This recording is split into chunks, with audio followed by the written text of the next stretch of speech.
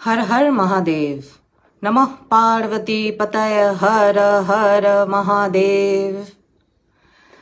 অমরনাথ ভারতের জম্মু ও কাশ্মীর অঞ্চলে প্রাকৃতিকভাবে বরফ দিয়ে গঠিত শিবলিঙ্গের জন্য এই স্থানটি সারা বিশ্বে পরিচিত ও পবিত্র বলে বিবেচিত।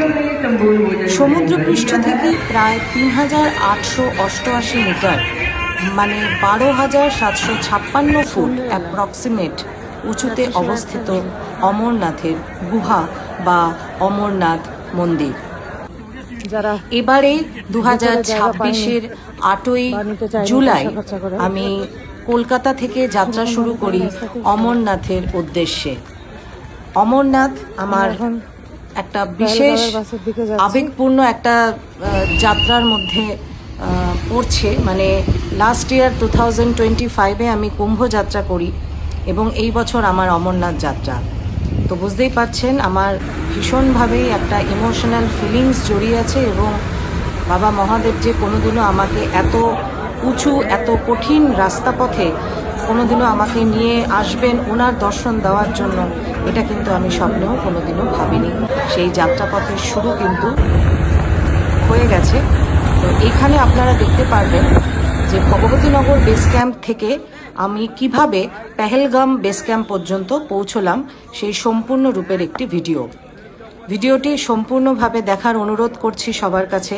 এবং যদি ভিডিওটি ভালো লাগে তাহলে একটি লাইক করে দেবেন, ফলো করে দেবেন আমার চ্যানেলটিকে। আপনাদের একটি লাইক কিন্তু আমাকে আরও উৎসাহ দেবে আগামী দিনের কোনো এরকম কঠিন যাত্রাপথের ভিডিও করে আপনাদের সামনে প্রস্তুত করার জন্য বা যে কোনো রকমের ট্রাভেলিংয়ের ভিডিও আপনাদের কাছে প্রস্তুত করার জন্য। তো চলুন শুরু করছি। আমরা এখন আছি ভগবতীনগর বেস ক্যাম্পে।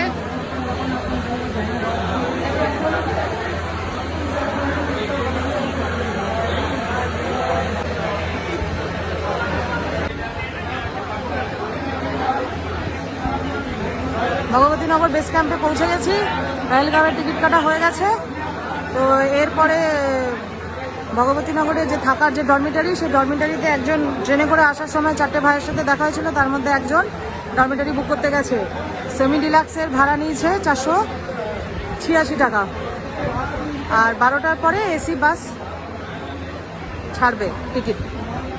তো আগে ডরমিটারিতে যাই, ফ্রেশ হই, তারপরে আবার কথা বলছি। বাসের টিকিটটা দেখিয়ে দিই কিরকম দিয়েছে। পি মানে পেহেলগাঁও।